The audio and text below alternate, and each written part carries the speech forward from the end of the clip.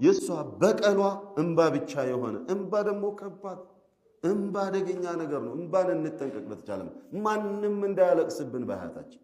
ነብዩ ሰለዋቱ ረቢ ወሰላሙ ዐለይሂ ስለ ሰው የሆነ ነገር ሲነገራቸው ነው አንዳች ነገር አትንገሩኝ፣ እኔ ከመካከላችሁ ስወጣ የማንም በደል የሌለብኝ ማንም ያላዘነብኝ ሆኜ መውጣት ፈልጋለሁ፣ ወደ አኺራ መሄድ ፈልጋለሁኝና ነው ብለው ከለከሉ። ሰለዋቱ ረቢ ወሰላሙ ዐለይሂ።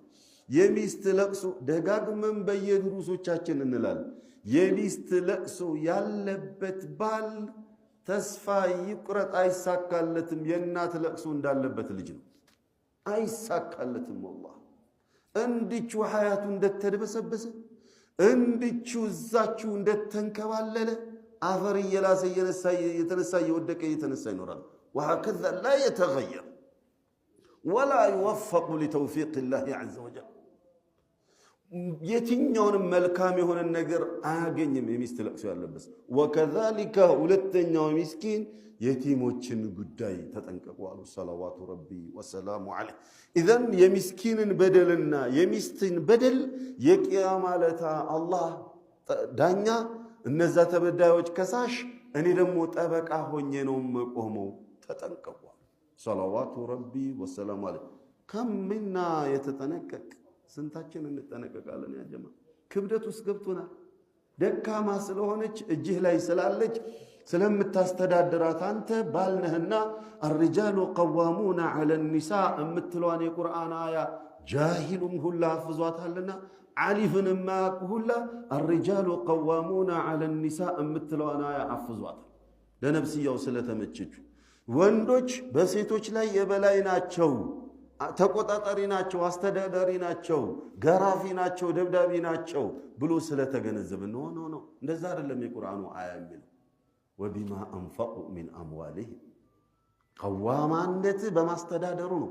የሚያስፈልጋትን ነገር በማሟላቱ ነው። እንዳትሳሳት በመመለሱ በመምከሩ ኢላኺሪ። ወንድ ሆነ አስተዳዳሪ ኃላፊነት ይሄ ዲሲሽን ሜከር የሆነ ሰው ማንነት ማለት ነው። በቃ ህይወት ላይ የምትወስነው አንተ ነህ። ስትወስነው ግን በጉልበት ሳይሆን አማክራሃት ተማምናችሁበት ግን የምትወስነው አንተ ነህ። الرجال قوامون على النساء ሲባል على كل حال بالضرب والشتم الشتم إن أرب الربا قالوا النبي صلوات ربي وسلامه ከወለዶች ሁላ ድርብርብ የሆነው ሪባ ዐርዱ አልሙስሊም የሙስሊም ወንድምህን ክብር መንካትክ ነው። ከወለዶች የከፋ ወለድ አሉ ሰለዋቱ ረቢ ወሰላሙ ዐለይሂ። ወለድን ሲነግሩን ማለት የወለድን ከባድነት ሲነግሩን ነገሩና ከወለዶች የከፋ ወለድ ደግሞ የአንድ ሙስሊምን ክብር ያላግባብ መንካትና ቀልቡን መስበር ማሸማቀቅ ነው አሉ ሰለዋቱ ረቢ። ስንቱን እያሸማቀቀን ቆየናል እንዴ! ስንቱን ጺም ያሳደገው ሱሪ ያሳጠረው ለዳዕዋ የሚንቀሳቀሰውን ጥንካሬ ያለውን ኢማም፣ ጥንካሬ ያለውን የመስጂድ ኮሚቴ፣ ጥንካሬ ያለውን የኸይር ሰራተኛ የሆነ ኒቃብ የለበሰች ሂጃብ የለበሰች እስላማዊ ማንነት አመለካከት ያላቸውን ሰዎች በሙሉ ስናሳቅቀው ስናስጨንቀው ከረምን አይደል? ባለፈው ጊዜ ላይ ዋህብያነ አክራሪነ ሱፊያነ ፉላንያነ አላንያነ አሳስረሃለሁ ምናምን አረጋሃለሁ ስንባባል የነበርነው እኛው አልነበርን?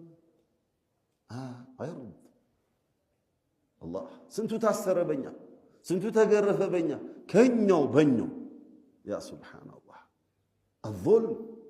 الظلم ظلمات يوم القيامة በደል ድቅድቅ ጨለማ ነው የቂያማ ዕለት። ተጠንቀቁት፣ አደጋ መጣባችኋል አሉ ሰለዋቱ ረቢ ወሰላሙሁ ዐለይሂ።